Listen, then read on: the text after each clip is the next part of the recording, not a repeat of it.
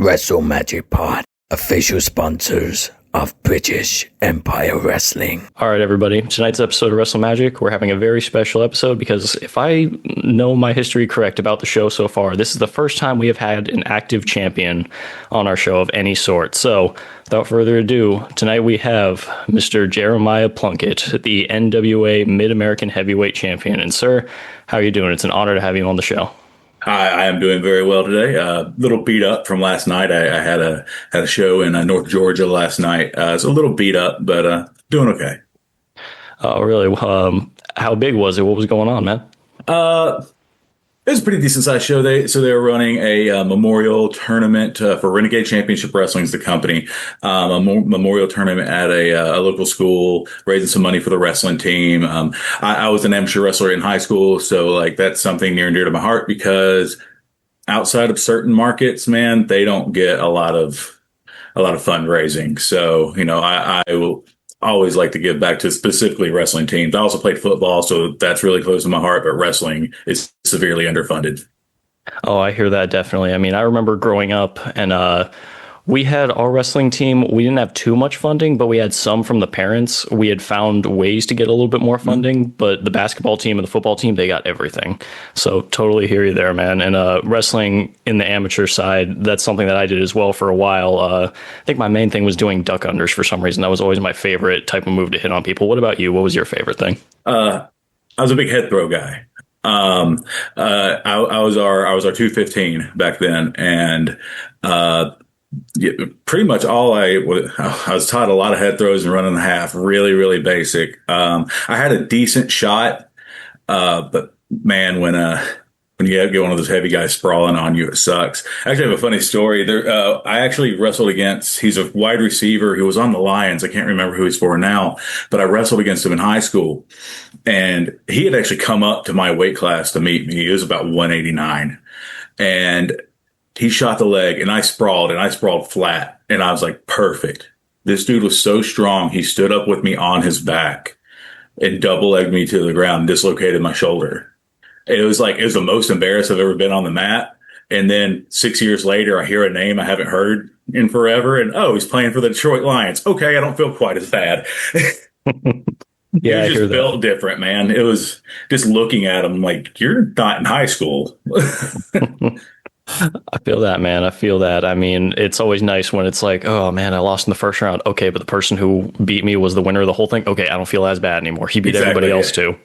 But, yeah, so my apologies, guys. I forgot to introduce my buddy King Scully. He just joined in the call. It was a little bit later than we expected, but he jumped right in. So, Scully, how are you doing, man? I'm good, thank you. All right, man. So, Mr. Plunkett, you mentioned that you were a amateur wrestler in high school, and it's nice to talk about your youth. Can we dive a little bit more into what your childhood was like? Oh, sure, yeah. Gosh, I don't know what you would want to know. Normal suburban household. Until third grade, my mom was a single mom. Her and my dad split shortly after I was born, but dad was involved. And then my mom, and when I was in third grade, my mom met my stepdad and they got together. We moved to the suburbs and, yeah, man, looking back, when you're a teenager, you always think you have it rough. And then you look back as you're an adult and you're like, nah, man, life was pretty good. We had a neighborhood full of friends. We hung out every day until it got dark and sometimes past that. I have no complaints about a childhood. I'm weird in that, I guess.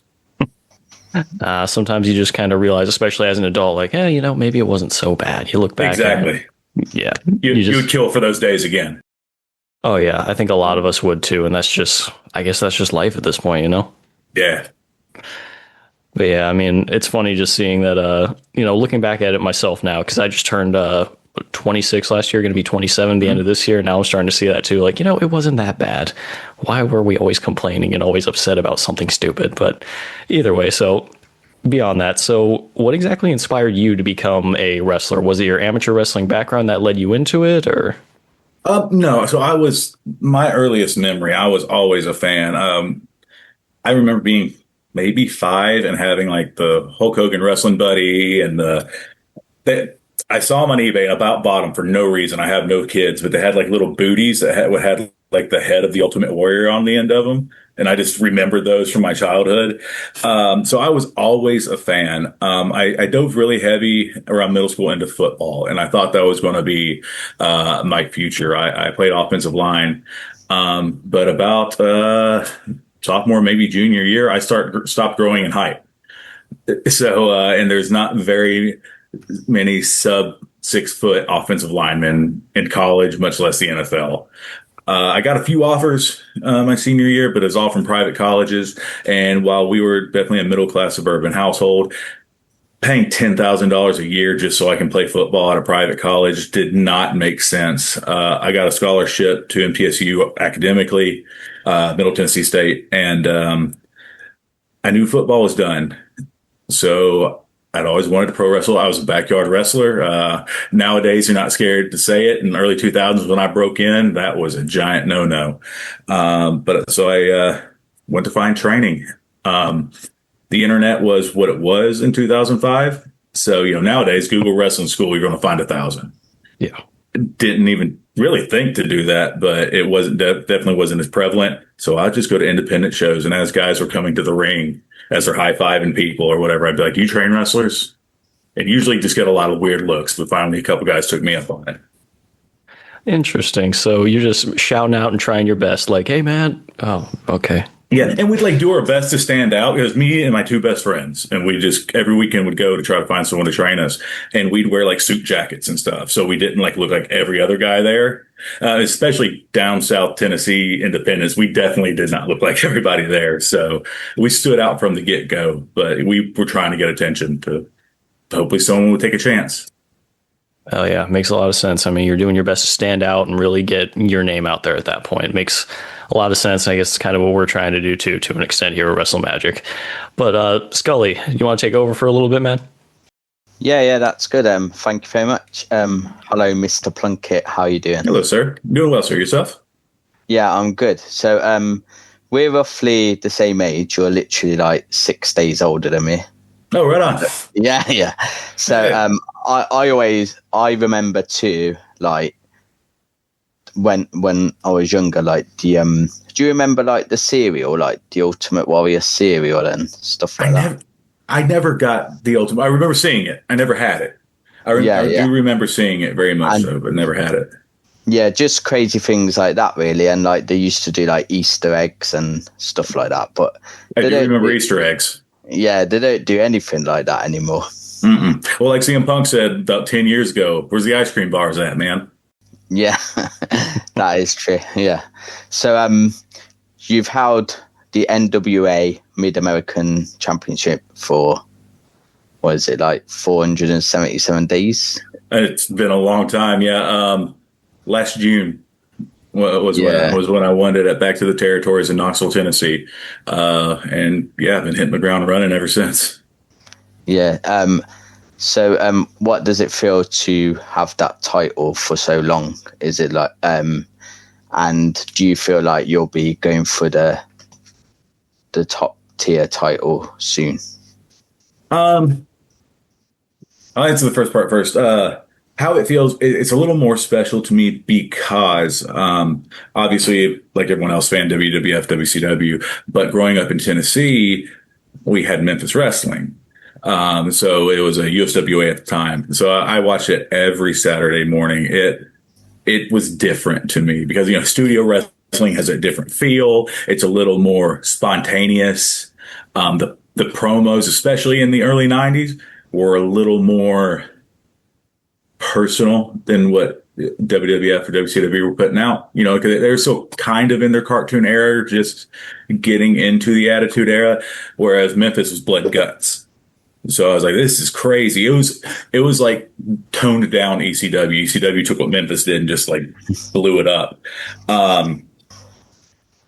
They didn't have the Mid-America title at the time. It had long since been retired, but I started getting into tape trading, but more just finding videos on the internet because I'd see guys and I saw Dutch Mantell for the first time. And I'm like, oh, he looks interesting. And then I went and I will get obsessed about something and I'll research the heck out of it for no reason.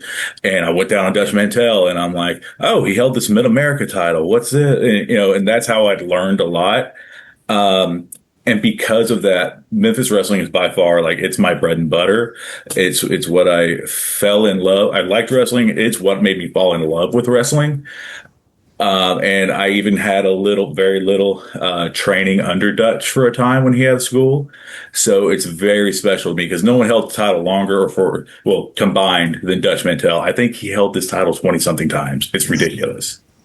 So there's a special connection there, and just the connection to Memphis wrestling made that extra special. As far as challenging for the NWA 10 pounds of gold, Tom Latimer, I've been on the record of saying this, and it's not because long before he was champion, I was trumpeting this. Tom Latimer is one of the best wrestlers I've ever seen. I am lucky enough to have worked very closely with him even before the NWA. I had to shut the door. My cats are running around too. Tom was living in Tennessee, and we were part of, if y'all know Crimson from TNA, he lives in Clarksville, Tennessee. He's former 101st Airborne, so he's really tied into the community. For about 5 years, he had a pretty sizable wrestling company, Tried and True Pro Wrestling. And he opened up a school. And Tom and I, it was originally me and Crazy Steve. Crazy Steve ended up moving. We brought in Tom in, and we were both the head coaches. So like I would coach the beginners, the fundamentals. And then once they graduated me, they went on to Tom for polishing. So I got to work really one-on-one with Tom and really see just how good he is. And he's the most humble guy on the planet, and you would never know it if you talk to him. I defy me, find somebody better than Tom. I don't think you can do it as a whole package. So would I love the challenge for him? Yes. Would I have to pack a lunch? Absolutely. Fair enough. So I've watched some of your matches, especially in preparation for this, watching you and Satoshi Kojima and some others that were more recent. And I have to say, I do see some of the similarities of you and the old USWA watching. It kind of feels like I'm watching an old Lawler match, or maybe even like Eddie Gilbert, and it's just something that I haven't seen in a long time. It's nice to see that old school kind of wrestling. Are those who you really kind of modeled yourself after, or there's some others that also were in there? Lawler was my hero. 100%. I think as anybody who grew up a fan of Memphis wrestling, Jerry Lawler became my hero. I really got into Dutch Mantel. And when Jeff Jarrett made it to the WWF, I was like, that's a local boy made good. So he kind of looked at something you can aspire to be, which is another tie-in with this championship. This was Jeff's first championship in pro wrestling. I've actually, weirdly enough, developed a kind of relationship with Jeff Jarrett. I'll be working for him in about a month. He's running a show up in his hometown, Hendersonville. So Lawler was my hero growing up. So yes, definitely. There's a lot of Lawler in me. Eddie Gilbert. There's a little bit of Jeff in there. The Jeff has come as I've known Jeff. Lawler was the hero before you get in the business. Jeff's the hero after. And I'm a big, giant Arn Anderson fan. Okay. I always loved Arn. There was something about him. I don't know, man. Like people say this. He looks like the guy down the street who you don't want to mess with. He's probably got a wild side, but he looked very everyman, and being, again, not tall enough to be a professional football player, I felt that and saw that you can still do it at an extremely high level and be successful at it. So that was a big motivator for me as well. Yeah, it's really cool to see that you're keeping Memphis wrestling alive in that way, Mr. Plunkett. And it is interesting hearing, because isn't one of your nicknames the gatekeeper for Southern wrestling as well? Yeah, that was actually something recently given to me. But yeah, the gatekeeper of Southern wrestling, man. So many people look at Southern wrestling as like the hokey stuff. Yeah. And I'm like, that tells me that you've never really watched it. You know what I mean? There was some hokey stuff. Don't get me wrong. Jerry Lawler wrestled a guy dressed like Frankenstein. There was a guy dressed like a mummy, a guy dressed like Freddy Krueger. There was some hokey stuff that I will contend does not stand up. But man, when you watch Lawler Dundee, when you watch Lawler Mantel, when you watch Lawler and Dundee against the Moondogs, you watch Austin Idol, you're like, nah, man. No, this is different. It had big fight feel. And they were selling out weekly towns for years. And I mean, that's tough. Like I helped some guys behind the scenes at a couple shows around here, and like, it's hard to fill a place monthly. They're doing it every week and having to keep it fresh. There's some creative juices behind the scenes that are being thrown, and guys putting in super hard work to make that go. So I've got a very soft spot for Memphis wrestling. Oh, absolutely. Yeah. Someone told me once, always be what you saw yourself being as a kid. And I saw myself being Jerry Lawler, to sum it up. So that's what I'm trying to be, man. That's awesome. I really like that. You're going after your hero and trying to be your hero in a way. It's something I think we need a little bit more of today, which originality is good. Do your best to be original and everything. But to an extent, mirroring your heroes and just being everything that they were to you makes a lot of sense to go for that. Well, and if you steal from one, it's plagiarism. I'm still in a Cornette one, so ironically, steal from one is plagiarism. Steal from many, that's research. True. I feel that. Scully, you want to take over, bud? Yeah, that is correct. Like, Jeff Jarrett was one of my favorites as well when he was in WCW, and I really liked him in TNA as well. So, I think like he's a bit, I would say, underrated in some respects, like, because I remember the Jeff Jarrett in 95-ish with his long blonde hair, and then he had the Road Dogg with him, singing, pretending, and someone said something about they never understand why he had the guitar because he can't actually play it, but that's the heat. Yeah, exactly. That's it. I'm the greatest guitar player ever, and I never play it. Never know. Exactly. And I even had I remember I had a Slapnuts foam guitar. Yeah. So that was, buddy, if there was something that went around in high school, there was two things. It was suck it and Slapnuts. Yeah. That became every young man's vernacular around that time. Yeah, and with Jeff Jarrett, the reason I'm mentioning him, obviously you mentioned him as well, is because so like your promos are obviously not the same, but what do you think about? So I remember his promos. It was in the 90s, in the Attitude Era maybe, and there's a woman, and he said she was only good for cooking, cleaning, and making babies, which obviously which is going to get you heat. What do you think about that sort of thing nowadays? Do you think you could get away with it, or?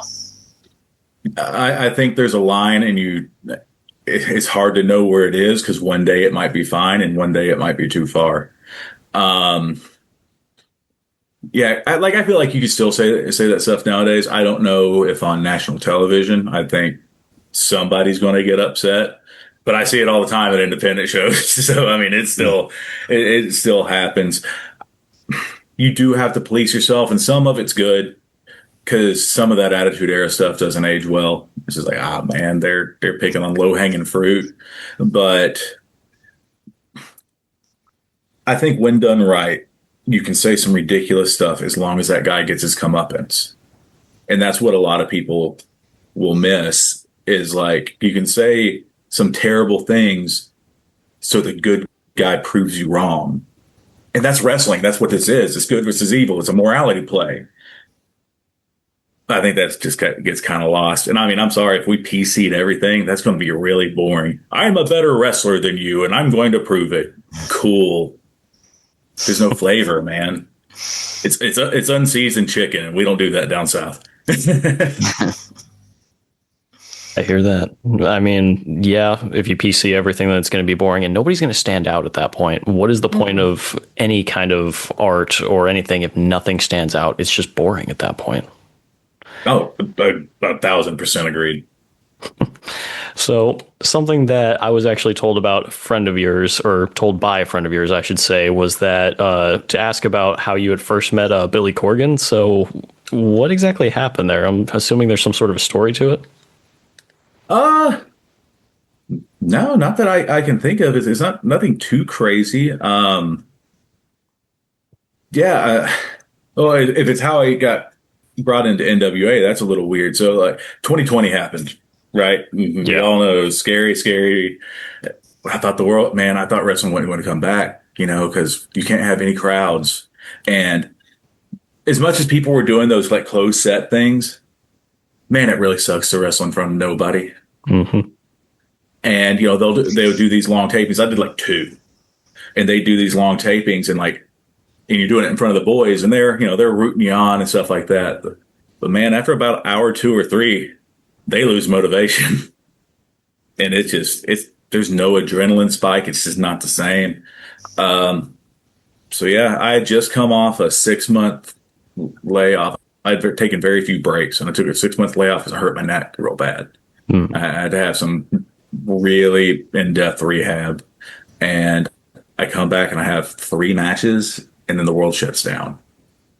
I'm like, we're not coming back from this. I'm probably not coming back from this. My boots were legitimately in the closet. I was done. My buddy Kerry Awful had a wrestling school, and I was trying to drop some weight, trying to get healthy, and I hate cardio. I hate running. So I would go to the wrestling school and do drills because I still have a passion for doing the stuff. It's hard to have a match for nobody. And I got a call from a New Jersey area code, and I ignored it because I don't know anybody in New Jersey.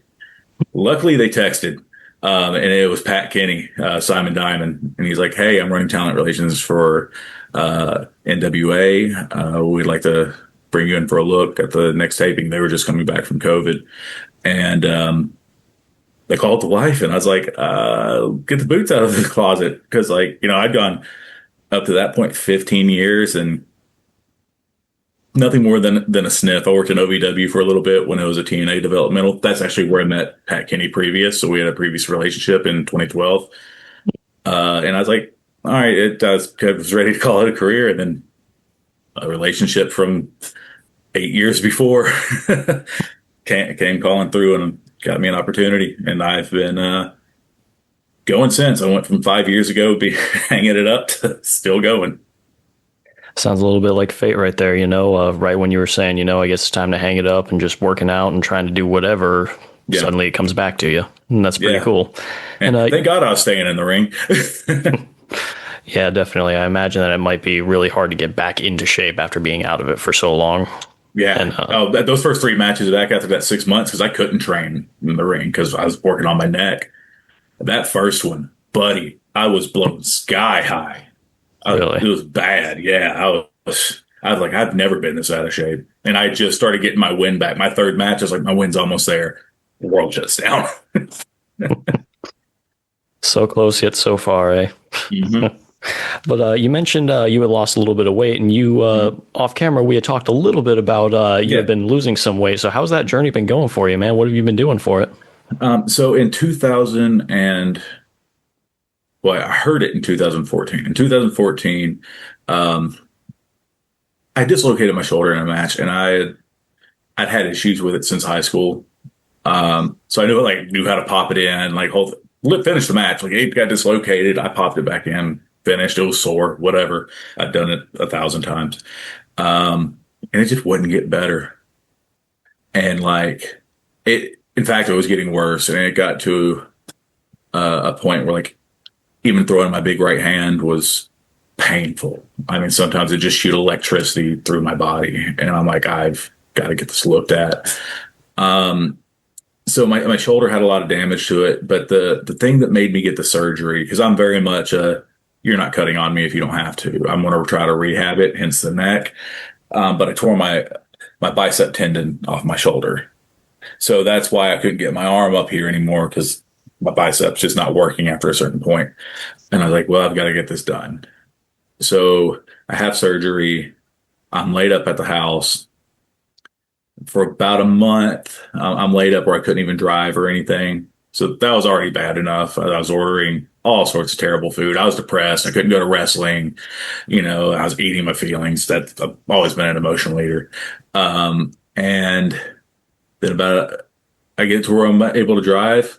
Cool, I'm going to start going to a wrestling show. I drive one day, and we have a freak February ice storm.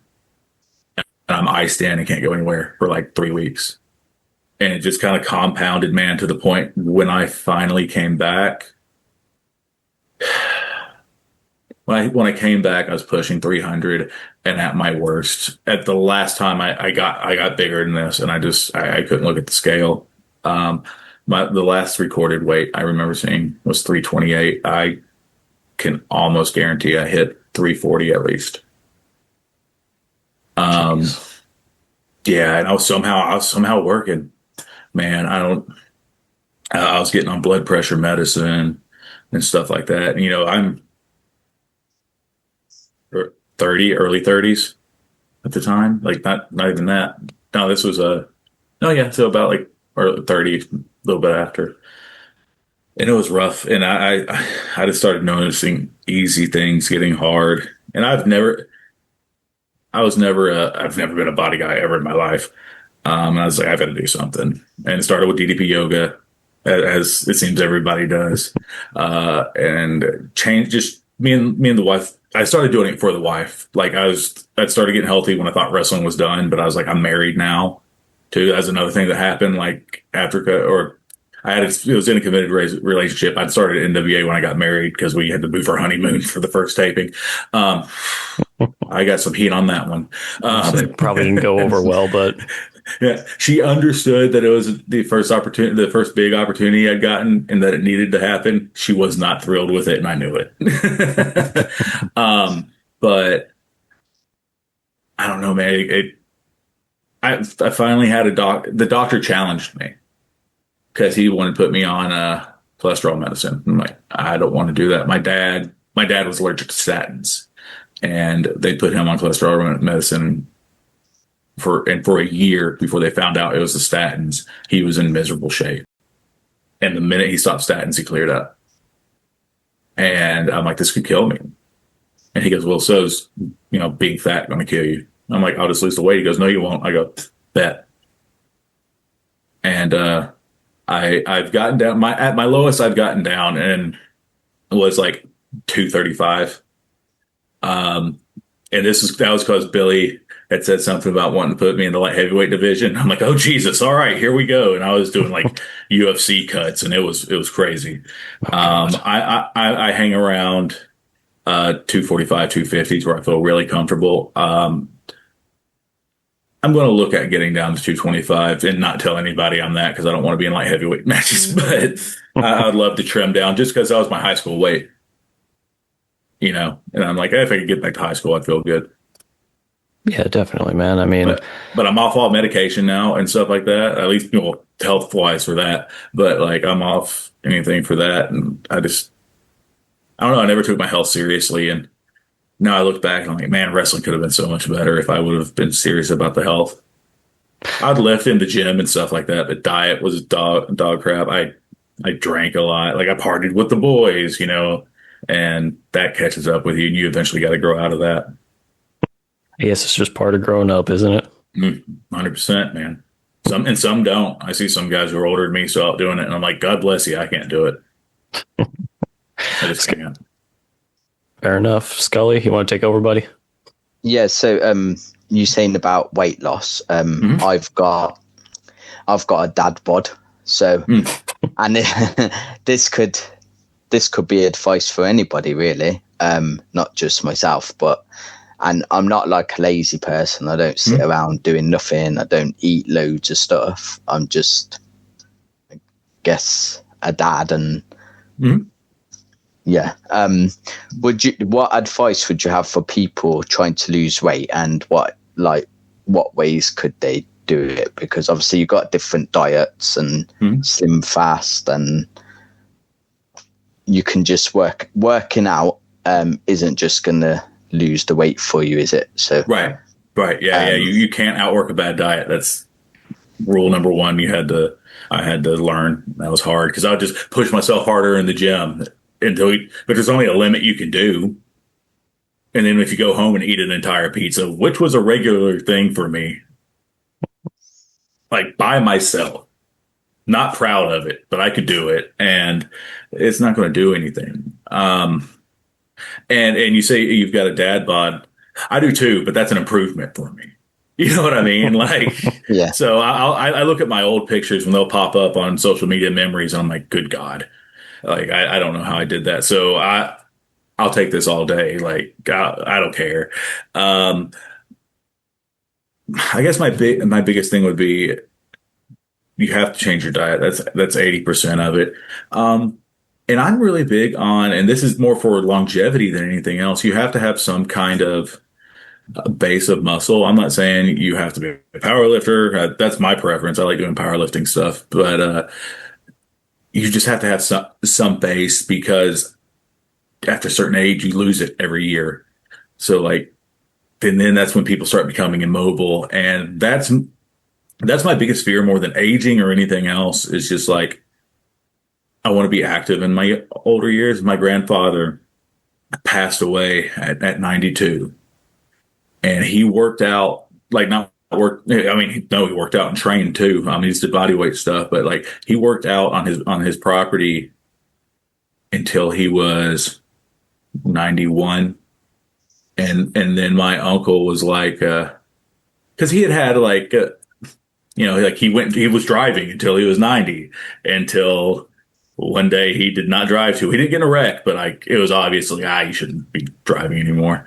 And my uncle was just like, hey, just come stay with me, and within a year he went.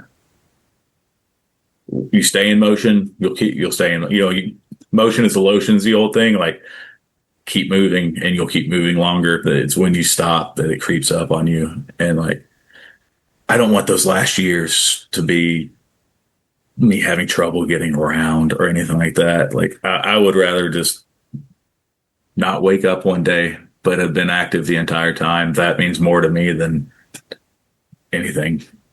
And that's just something that scares me. I don't want to lose what my body can do. I already did from being huge.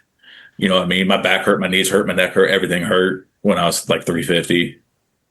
I don't have to wear knee braces anymore. My shoulder hurts, but I had surgery on it. It's going to hurt.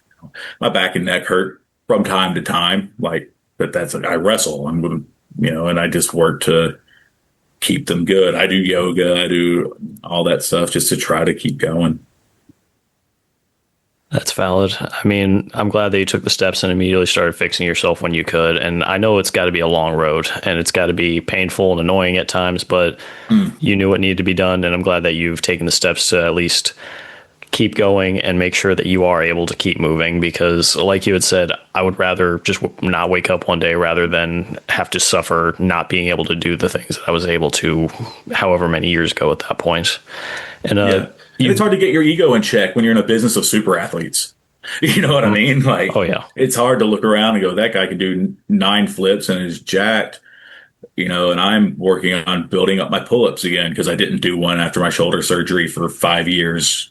You know what I mean? So it's weird but once you get your ego in check in that right place, it becomes a lot easier. The only person you're competing against is you. That was the hardest step for me to learn. Absolutely. Don't compete with others, compete with yourself to improve yourself rather than trying to beat someone else out.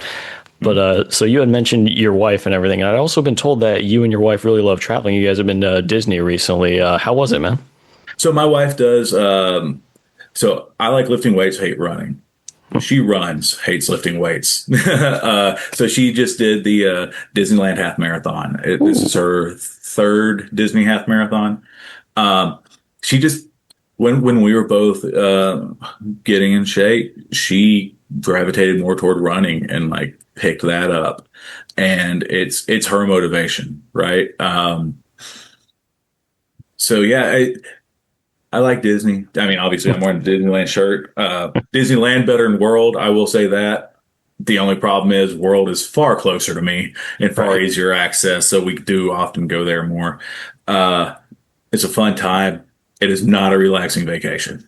I will say that. I usually come back more tired than I left, but it is always a good time. We do a lot of stuff with Disney. I do love traveling. The thing that's been hardest for my wife to realize is she's like, you've been to all these places. And I'm like, yeah, but I see nothing in them. You don't understand. I'm there and I'm back, or I'm there to a hotel and then back. And like, I see some people do it, and I wish I would have done it this way. They'll get an independent booking in Philadelphia. Well, they'll go up a day early and see stuff. And I just never did that. I tried to keep as busy as possible. So if I had, you know, I've done where I had, what was my longest? We had Rhode Island, and then on the way back we hit Pennsylvania, and then on that Sunday we had a show in Tennessee down from the house, and then we went home and crashed out. You know, so like I was always really busy, and I probably missed a lot of stuff, man. I've got some stories, but I probably missed seeing a lot of stuff that we're kind of looking at going to different places, and me actually seeing some of the things I missed. That's valid. I mean, yeah, what's the point of traveling and going to these places if you can't experience it a little bit? Right. I can't tell you the first thing about Rhode Island. I wrestled there. I was at the hotel, and we were up at 5 a.m. to come back. So I can't tell you the first thing about it. Oh, it's unfortunate that I can tell you they stopped serving beer before the show was over, because we were going to grab a 6-pack and go back to the room, and no, everything was shut down. So I'm like, we're just going to try to sleep, guys. Oh, man. God, that sucks. I'm sorry. Yeah. It's hard to get down from a show immediately after and go to sleep. But we made it. Yeah, I hear that. I mean, yeah, traveling around is fun and everything. That does seem like it's a really hard thing to deal with, though, especially with how your bookings are and how your schedule must be and how hard it's got to be, especially with keeping up with, okay, I have to work out or I'm going to fall out of shape again. I can't really be playing this game, you know. And that's got to be something that's really hard on you. But do you ever use like maybe your tag partner or anything like that from the Untouchables to like help you train, or any from the tag teams that you've been part of in the past or anything like that, to be like a gym buddy? Me and Drew would train together when we could. He lived. That was the team that I was really unfortunate that we split. I understand why. Drew had a wife, and she got pregnant, and he wanted to be there for his kids, and I get that.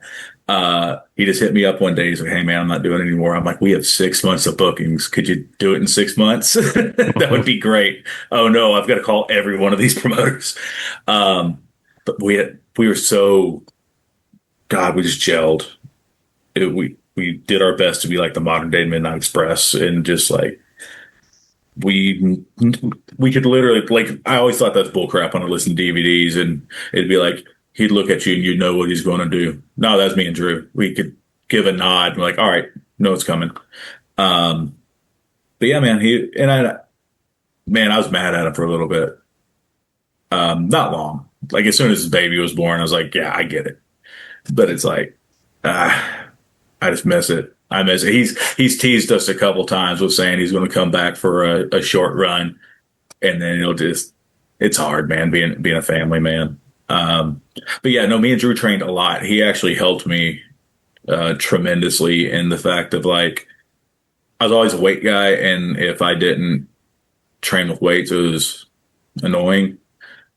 And I thought I was wasting my time almost. And he put me through some just body weight workouts that killed me. And I'm like, okay, so I can do something without weights that's going to leave me hating life. Drew could have gone an hour in his sleep. He was a cardio machine and one of the smoothest wrestlers I've ever seen. If he would have hung on long enough, he would have had a job right now somewhere. Okay, that's interesting. So you said a lot of body weight workouts. Was a lot of like burpees and like maybe some pyramid push-ups, things like that?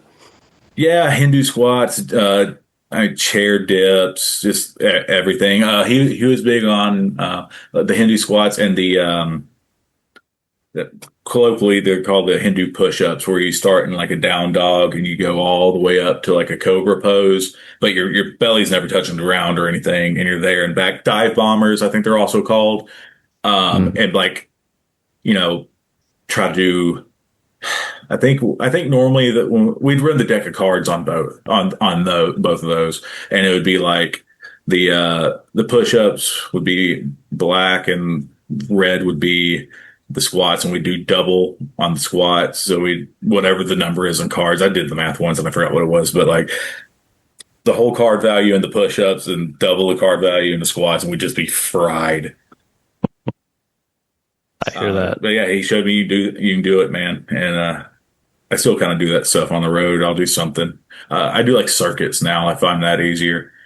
I'll just like hit 3 or 4 exercises and then give myself a minute and then do them again until I've put like 300 reps up of squats and 150 push-ups or something like that.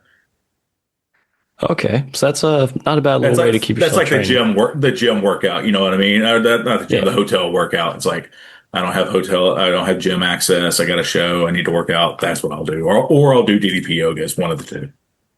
Heck yeah, man. I mean, I've actually done that with some of the people that I was training for a while, and I'd ask them questions, but I had a deck of cards in my hand, and it's like, you get the answer wrong, and you have the manual in front of you. You can look this up. But if you get it wrong, take a card. Each suit is a different exercise. Every number, that's what you got to do. And if it was ever half wrong or anything, all right, pick a card. That's just how I would have to roll. When I was coaching, the deck of cards was what I was known for. Yeah. Because like at the end of class, be like, all right, it's time for conditioning, and the deck of cards would come out, and they just all go, oh no. Immediately. Scully, you want to take over, buddy? Yeah, can we speak about your stint in OVW? So, gosh, my years are all messed up. I'm so sorry. My brain's been scattered okay. so many times. I believe it was 2011, 2012. It may have been 2012, 2013. I cannot remember. But toward the end of the prior year, TNA was doing those gut checks. They were doing the ones on air, but then they were also doing ones on house shows.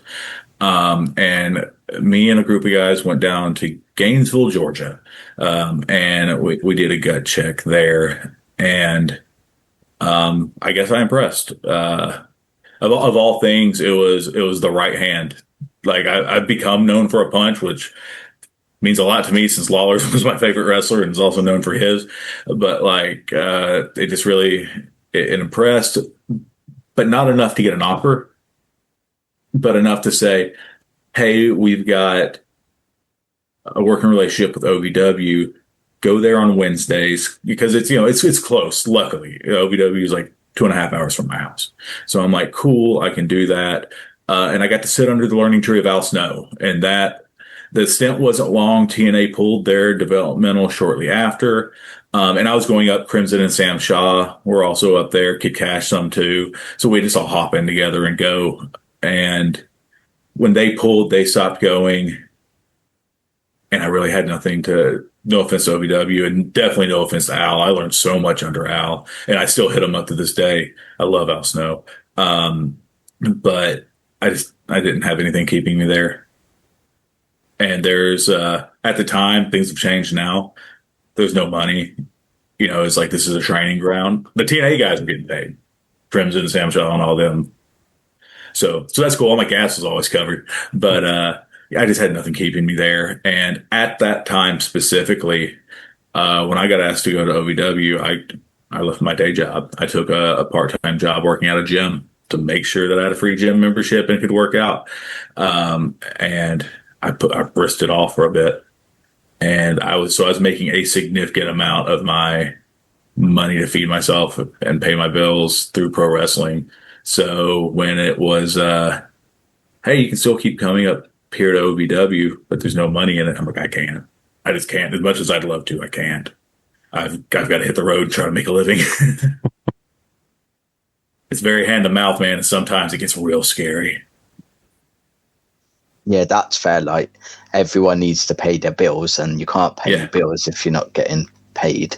Yeah. And I mean, you were putting in the work, but I guess it would have came eventually, but you probably would have had to, I don't know, live in your car or something.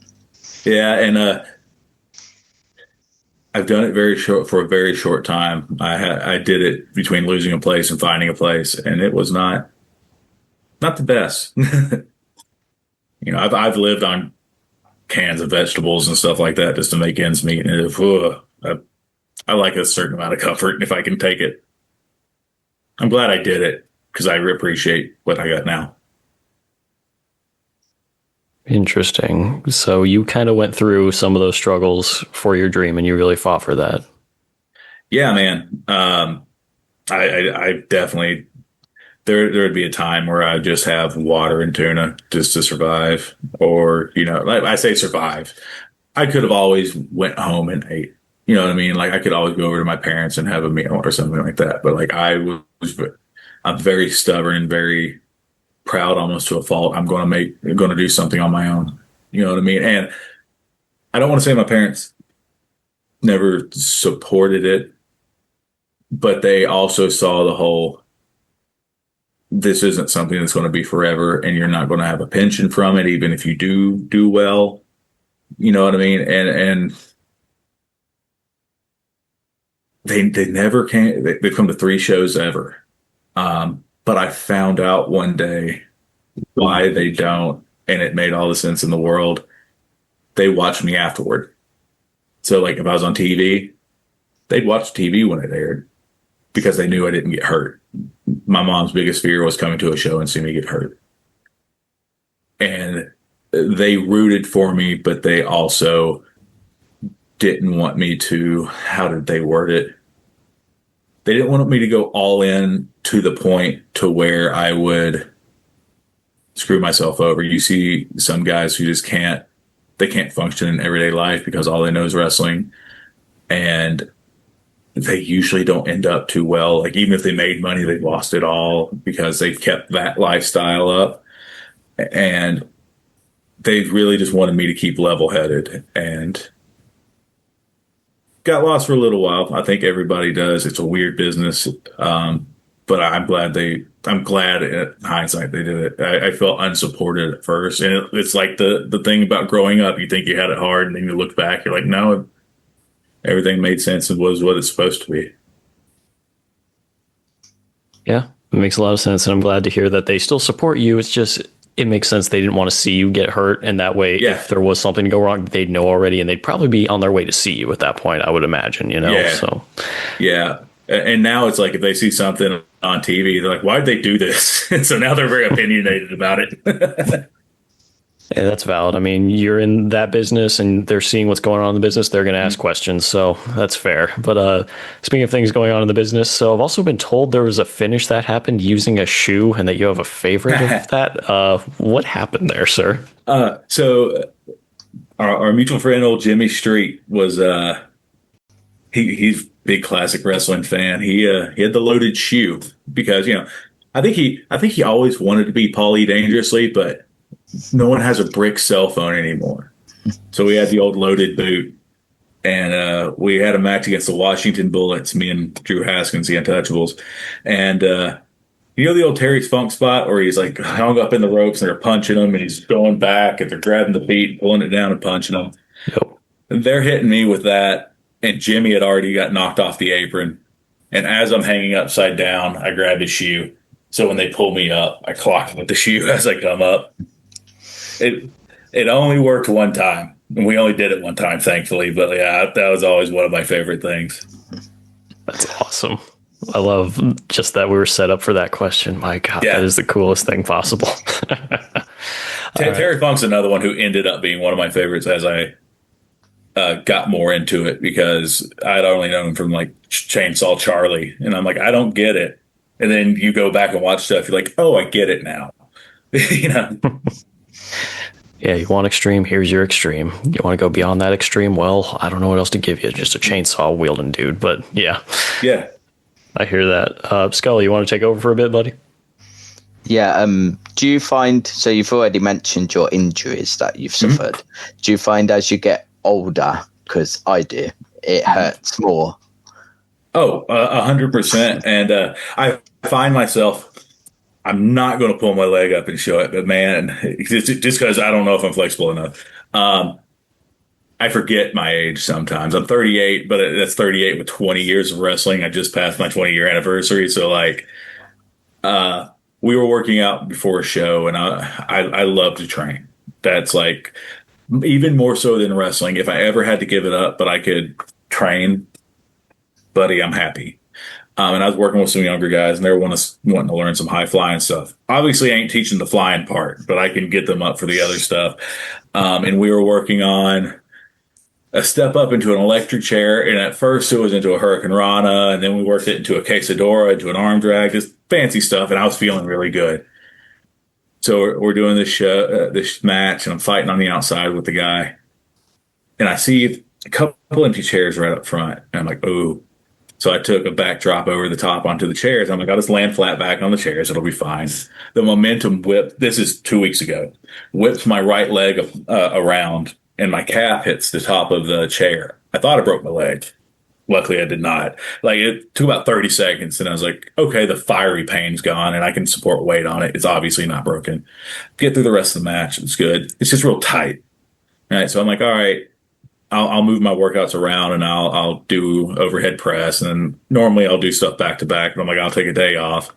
And like by Thursday, I was, because it's my max out week, I was doing, super heavy deadlifts, and I'm like, all right, it's fine. Well, then I wake up Thursday morning, or Friday morning, excuse me, and I've got all this. I had no bruising. I had some swelling. I had no bruising, and like I started seeing bruises on my calf, and I'm like, well, that's weird. I don't hurt anymore. I woke up. So today's Sunday, as we're recording. Yesterday for my show, and it's all on my ankle. So apparently, when you have a deep bone bruise, the blood has to work its way to the surface for the body to reabsorb it. If you looked at my foot right now, it looks like someone just took my ankle and snapped it in half with all the bruising around it. It looks insane. Jesus. But like immediately when I came back to the back, the guys saw me limping. They're, hey man, you okay? And I'm like, thought I was 25 again, boys. I'm sorry. I forget sometimes, partially because like I don't hurt as much now that I've lost the weight and that I'm constantly training. But man, if that would have happened when I was 25, by Wednesday, the bruising would have been gone. And now things just kind of seem to last longer. And I bruise like a peach now. I don't know what it is. I will look like I got beat up, even if it wasn't that bad. Don't know. Yeah, getting old sucks, man. Yeah, I find the same. So, like, I play football and that. And okay. It weren't until 3 years ago that I broke my first bone in my body. Yeah. And then this year, June time, I broke my left toe, my big toe. Oh God. Playing football, and all I did was kick the ball. How can you break your toe from kicking a ball? It's yeah, that's the most embarrassing when it's something that's like, I've done this 9,000 times. Now the backdrop over, cool. That was a little dumb. I probably shouldn't have done that. But like when I tore my shoulder, I took a DDT, I did a spike DDT, and it kept my arm, just took my arm wrong. And I'm like, I do that all the time. Like that used to be my thing, is I was the chubby guy who could do a spike. I don't know. Not anymore, I don't. But I mean, I've seen it worse. A guy who wrestles here locally, who was a vet when I broke in, Hot Rod Biggs, took a shoulder tackle and broke his neck. Not like paralysis broke his neck, but like I can't wrestle anymore. Broke my neck off a shoulder tackle. That's day one stuff, man. You know what I mean? It just happens. I've been relatively lucky. I've not broken anything major. I broke a couple fingers in high school football. You know, they could just splint, and that's all they could do. I've never had to be in a cast or anything, but it can just go up and bite you at the weirdest times. I got my eye split open on a crossbody like 6 months ago. Jesus. On a crossbody. The guy just happened to have his elbow down a little bit, and it caught me just right. It didn't hurt at all. It caught me just right, and I'm like, huh, that's weird. And I didn't think I was bleeding. And I was just like, that was a bad spot for it to catch me. I wonder if I'm bleeding. And as soon as I rolled over, just shooting out, and I'm like, great. I don't know. Did any of you watch Wrestle Palooza? That just reminded me of something. I did not, unfortunately. Jey Uso got busted open, and he had the chair, and it didn't make sense. I was like, how is he bleeding? And I rewinded it, and I was like, he was using the chair on Bron Breakker or whatever. Uh-huh. And I was like, how has he got busted open from that? Like, blood was pouring out of him. I'm like, this is weird. Like, I don't know. Did he hit himself on the rear back or something?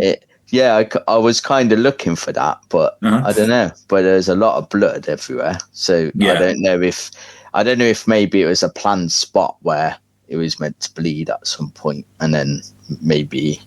I saw something today that he suffered a concussion in that. So he somehow got a shot to the head. I don't know what it was. I've got it queued up to watch. I was at a show last night, which as I'm there, somebody's talking about WrestlePalooza. I'm like, oh man, we're running against that. That's kind of unfortunate, but so yeah, I have not watched it yet, but I did hear that about him getting split open and that he got a concussion from whatever happened. I've got it queued up to go back and watch. I try to keep current. There's so much wrestling on TV right now, though. Holy crap. Oh, yeah. And I honestly do feel like we're kind of having a resurgence of, I don't want to say Monday Night Wars because it's different companies in a way now. When you look at it, it's like we don't have WWF anymore. It's WWE. Same thing, but still, and now instead of WCW, we got AEW, who's really kind of being the big competition, I guess you could say. But now it's different just seeing how they're kind of counter-programming each other all the time. And we're getting something different, but I feel like, hey, competition is what breeds a better product. So I'm just happy to see that there's something good coming out of it. Now, yeah, we are getting kind of down to the wire. So did want to ask you a couple more questions, but don't want to keep you for too long. So if you could have a dream match against anybody from history in the wrestling business, who would you want to take on? Oh God, from history. Man, it's got to be Lawler in the Mid-South Coliseum. There's just nothing that seems more magical to me. I'll never get to I mean, they haven't torn the building down yet, so maybe somebody will refurbish it. But I mean, I'll never get to wrestle in the Mid-South Coliseum. My first goal in wrestling was to wrestle at the Nashville Fairgrounds because that was big time to me. And when I hit that, I'm like, well, now I've got to hit a different goal. And I was like, Mid-South Coliseum. And then, like, shortly after, they're not doing it. They just totally closed it because they already had the pyramid, so they weren't using the Mid-South Coliseum for much anyway. So every time my wife's family's from Memphis, and it's funny, she's from Memphis, hates wrestling. The Memphis TV show would come off, they turn it off. So I'll never get to wrestle in that one. So it'd have to be Jerry Lawler in the Mid-South Coliseum, man. Nothing seems more magical. And just, I watch him in Bockwinkel, and you just see the people go, like, every punch, they come up and down on every punch. There's been nobody that, I'm sure there are people who've been that over, but man, Lawler was an institution in that town. Yeah, totally agree. I mean, being the hometown hero at that point, he definitely was more than over.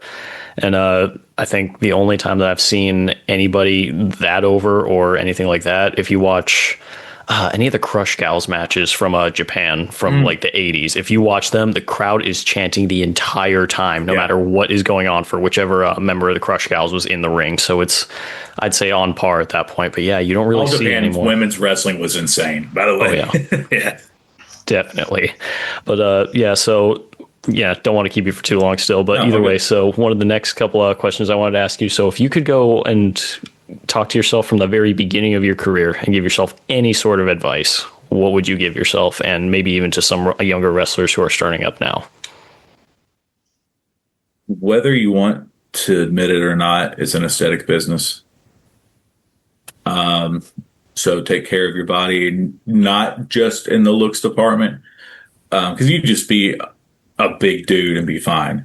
But also, and this is something I used to never do, stretch.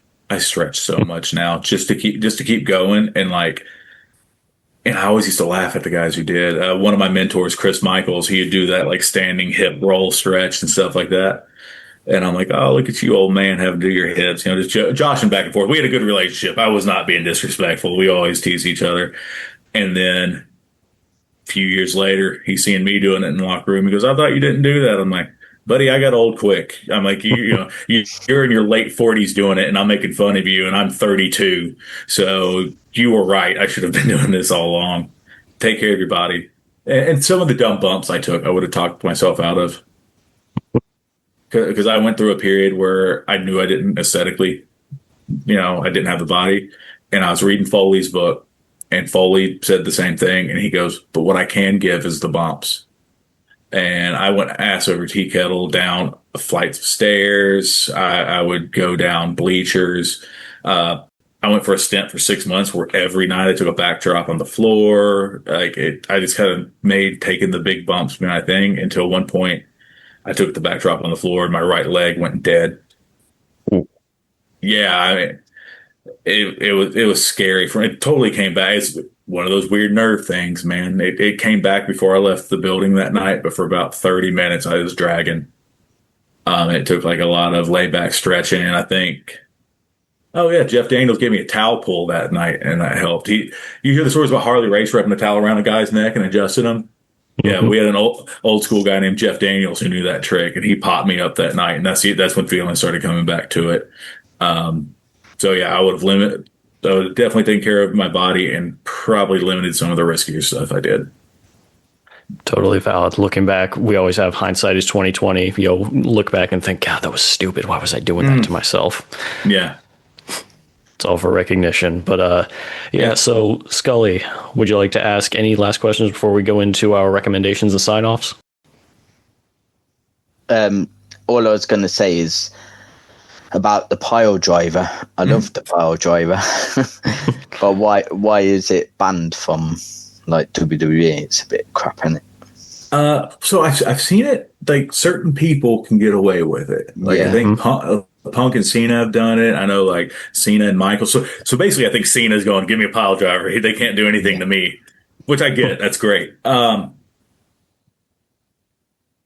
It's to negate risk, I think, because I think it was after the Owen Hart deal. I think that's pretty much when Owen broke Steve's neck. And I get it. I do get it to a degree. I can't say, I hate saying this because it takes the mystique away, but like I've never hurt anybody with it. And I've done it off the middle rope and stuff like that. Like I've done it some crazy ways. So it is a move that can be very safe, but just to mitigate risk. And I get it because like, think of the investment they're putting into those guys.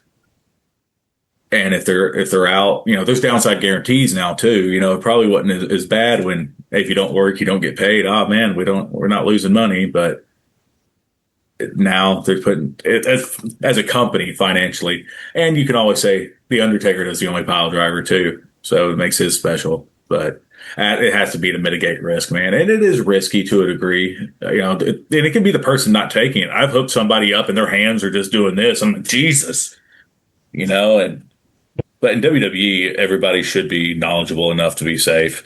Out here on the independents, though, man, sometimes it's the Wild West. Yeah.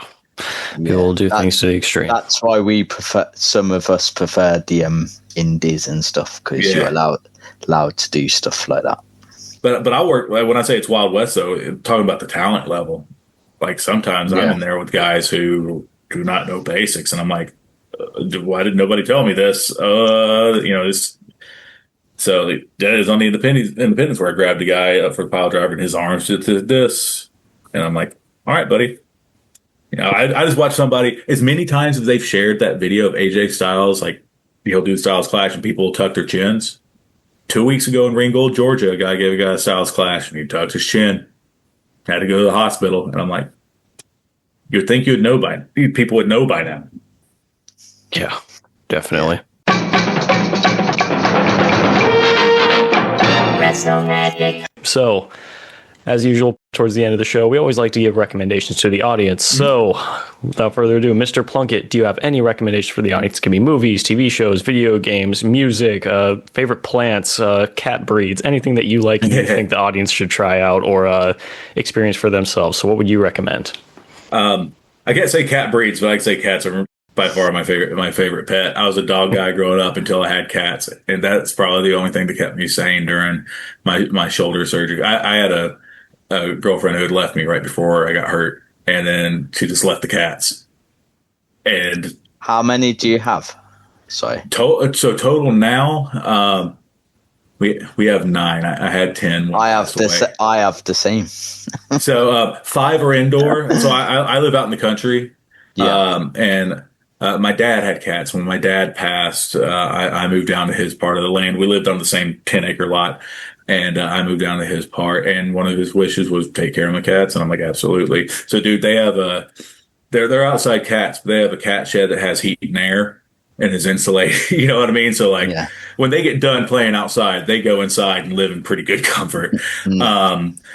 But we were having this discussion in the locker room last night about like favorite wrestling movies, and I've got one that not a lot of people know about. And here's the thing: you can watch it for free because the whole movie's on YouTube. It's called Kayfabe. It was made by some guys in Canada. They're all, or the majority, are Canadian independent wrestlers. Think The Office for a small independent company. It is tremendous. It is my favorite wrestling movie. I highly recommend everybody watch it. Before that, my favorite wrestling movie was Ready to Rumble, and this like kicked it out. It was big time. I will watch it. I'll get bored and just watch it on the way to a show. Like if I'm on a flight, I'll download it to my phone so I can watch it. It's so funny. And through my years, because everyone's like a stereotype of someone you meet in a locker room. Yeah. And I've met every one of those stereotypes, and I'll just see the guy pop up. I'm like, that's this guy. That's this guy. I know him. You know, it's tremendously hilarious. The acting is really good. I don't know, man. And you don't have to be super inside baseball with wrestling to get it, because they'll explain some of it, but I highly recommend it. Like I said, it's free on YouTube. It's Kayfabe, an Unreal documentary about an unreal sport, I think is the whole title. But the short title is Kayfabe. Highly recommend it. You had mentioned theme parks. I said earlier, I'm land over world all day long. It's just, it's smaller, it's special, and it's where Walt walked. So I do want to ask you as well. So do you have a favorite Disney movie that you just really love, since you go to the park so much? I want to take the cheap way out and say Star Wars because now it's Disney, but yeah. And same with Marvel. Like I don't want to, so we're talking classic Disney. I watched The Lion King when I was little so many times. It has to be that. I can't think of another Disney movie that I watched more, and had a lot of them, but like The Lion King, I watched so much. The soundtrack is so good. Every one of the songs is so catchy. To this day, I probably still remember at least 90% of the words to all of them. It's good. And for as good as it is, I hated the live action remake. Really? I thought it sucked. I don't know what it was about it. It was just not good. Second would be Aladdin, though. I've been a giant Robin Williams fan my entire life, from his comedy to like I started knowing him from kids' movies and stuff. And I remember going on a trip with my grandparents. We'd just go out west somewhere, and like they had an RV, and we'd just go and stop whenever they wanted. It's the coolest. She'd tell my mom, "We'll be back in 2 or 3 weeks. No set date when I'm coming back." We just go and explore. And I remember at a truck stop, I saw a Robin Williams comedy cassette. Remember, I've only known Robin Williams from Disney movies and stuff. And I put it in my little Walkman, and it is some of the filthiest stuff.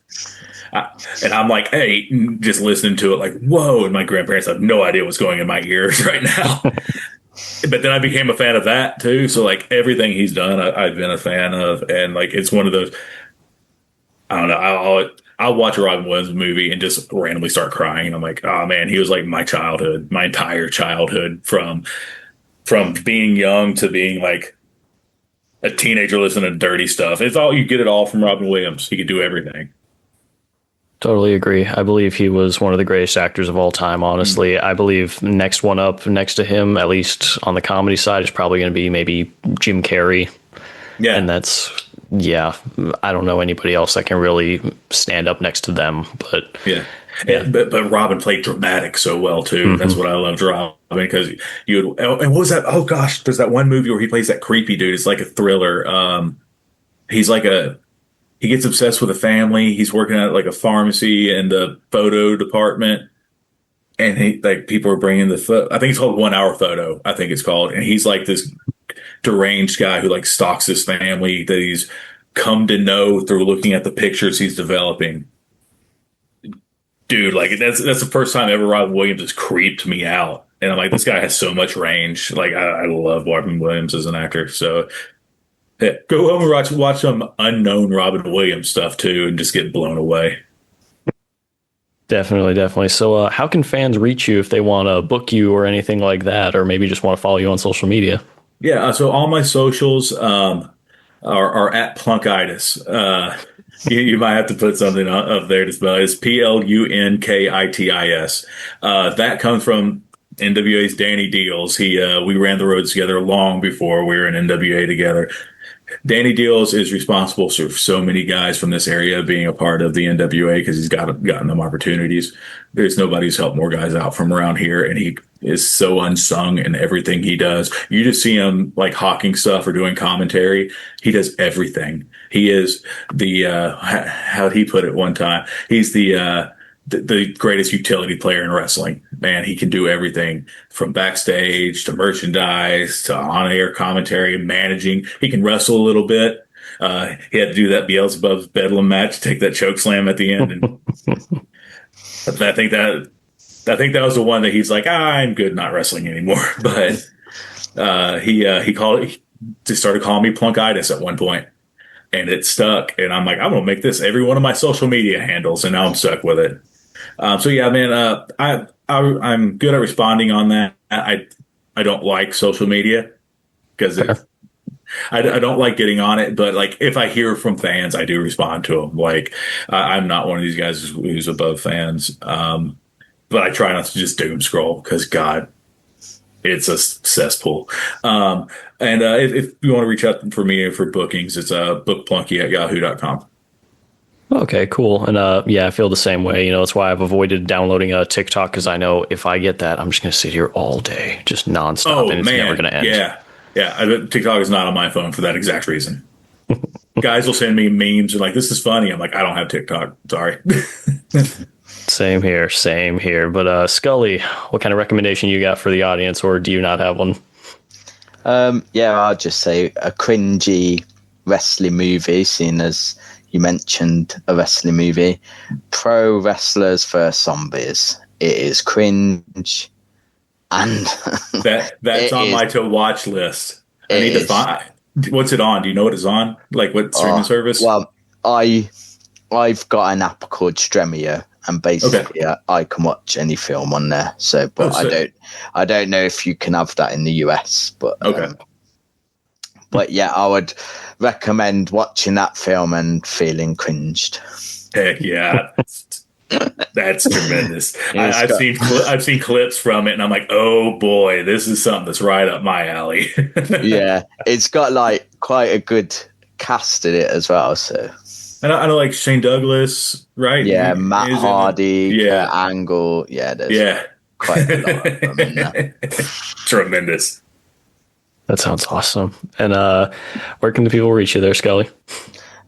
So at Wrestle Magic Pod, I guess, on TikTok, on YouTube, on what else are we on? X, Facebook, Instagram. Yeah, I made an account for all of them.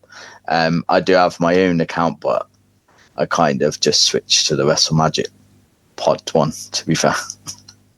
Okay, makes sense. And I guess to close the show out, my recommendation for this week will be a very old video game, but they are remaking the second one, so I'm going to recommend Fatal Frame.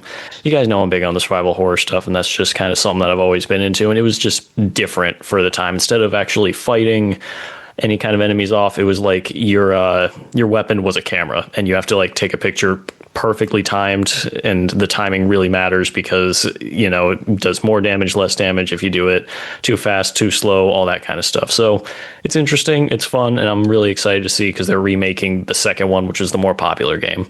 But anyways, you guys know how I always end the show. Do something nice for somebody. You never know who needs it out there, and one day it might be you. And with that, the words of my old friend Memphis Mark, we're out.